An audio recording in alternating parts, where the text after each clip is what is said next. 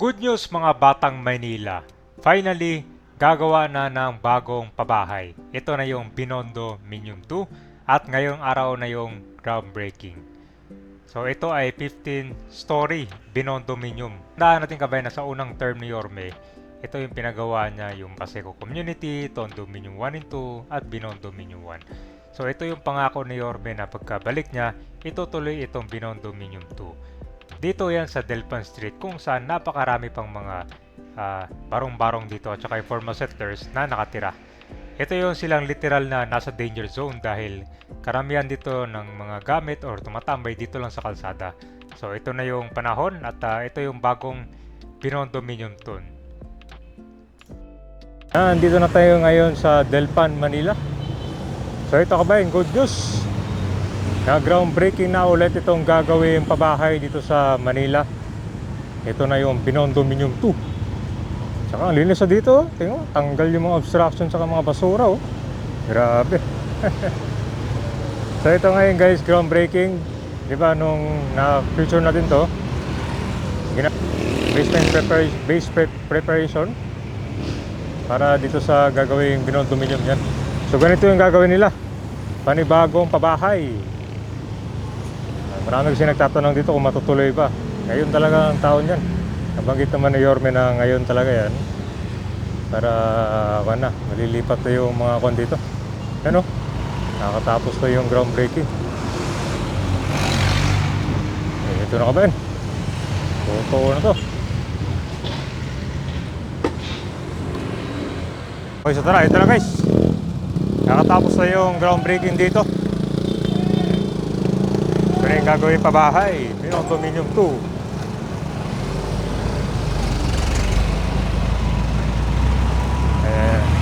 Tingnan natin yung kung dito yung tarp bago alisin.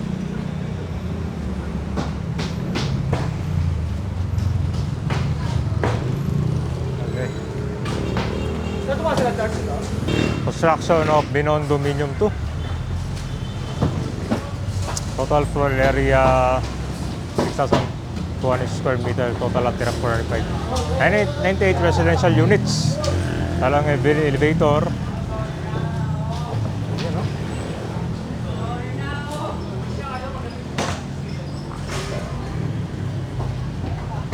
Ayan yung pabahay guys. Ang ganda oh. Similar dun, tsaka pareho talaga dun sa Binondo Minium 2 na gagawin.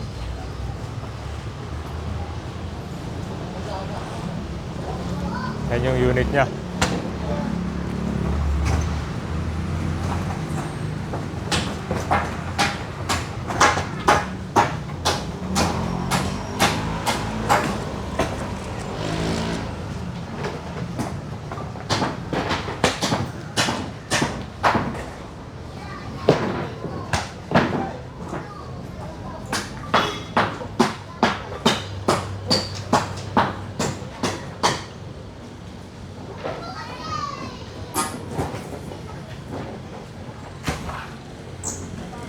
Ito naman yung kasama sa loob guys. Yan ang kitchen.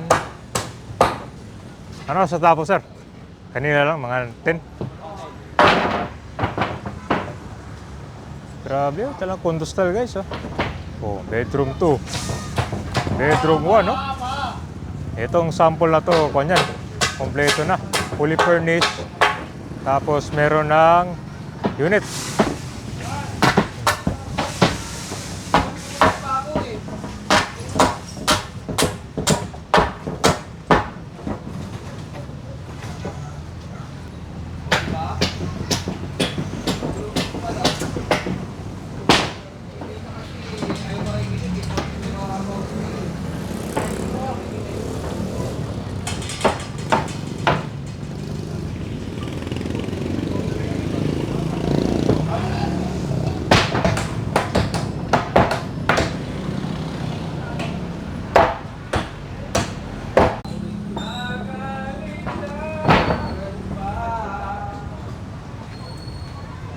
Yan, dito sa kabilang side guys.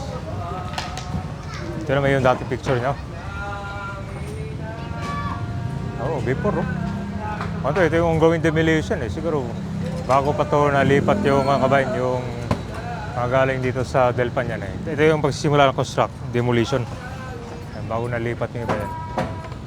Actually dito kabayan, bago na-demolish yan, tinatapos na to, nalipat na sila dyan.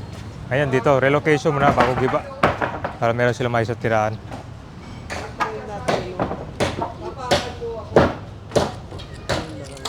Kasama kayo dito, sir? Grabe, may barangay pa pala dati. Oh.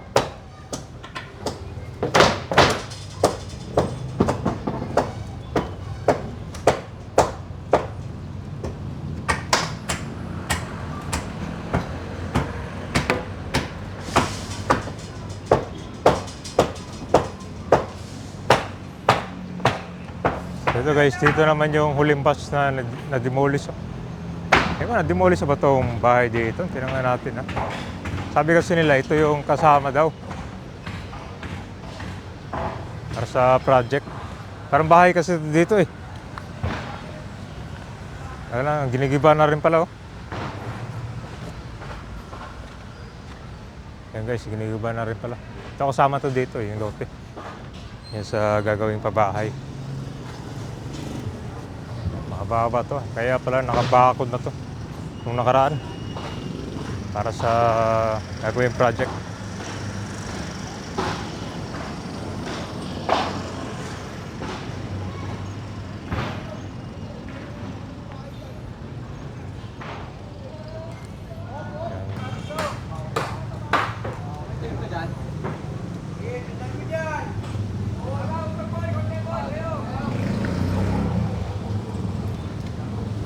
Ito, magsimula na ito kabayan, ibakod na nila yan para sa tuloy-tuloy na construction.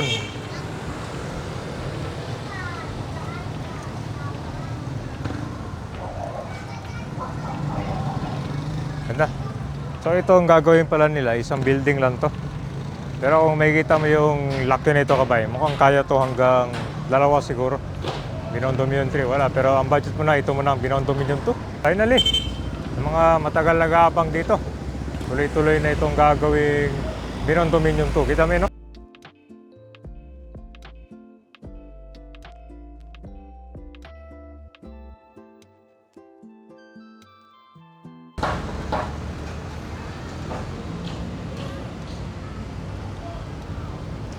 So bago pa na nagsimula, na-clear na yung mga obstruction.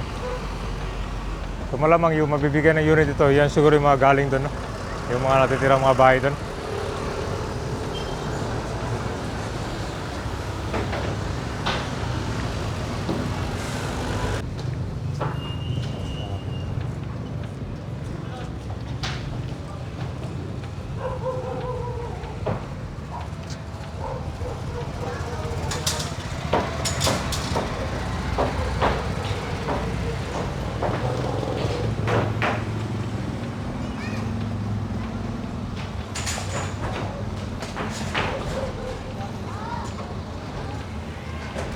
Tingnan natin sa dulo kabayan na yung mga natitirang mga bahay dito. Yan. Ito pa yung mga natitirang mga barong-barong dito. So marami pa to. Ang sabi naman daw kaya to hanggang Binondominium 4. Kasi mas maklear to, pwede din gawing bahay. Ngayon, ang maganda nito, mas magiging maayos na yung tirahan nila. Ngayon kasi sa sobrang dami, yung mga gamit nila nasa labas na at yung mga bahay ginagawang hanggang 4th floor dahil sa siksikan na sila. So after nito, ito na yung magiging Binondominium. Yan ay 15-story din. Ganyan si Yorme. So talagang tinupad ni Yorme yung pangako niya na pagbalik, itutuloy itong pabahay.